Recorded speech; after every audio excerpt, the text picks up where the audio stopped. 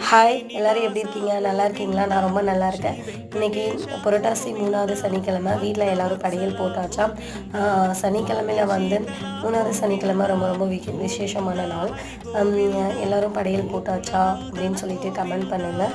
நான் வந்து படையலுக்கு என்னென்ன சமைச்சேன் அப்படின்னு பார்த்தீங்கன்னா, சக்கரை பொங்கல், தயிர் சாதம், லெமன் சாதம், புளி சாதம், அதுக்கப்புறம் தேங்காய் சாதம், அதுக்கப்புறம் வடை, மெதுவடை செஞ்சுருந்தேன்.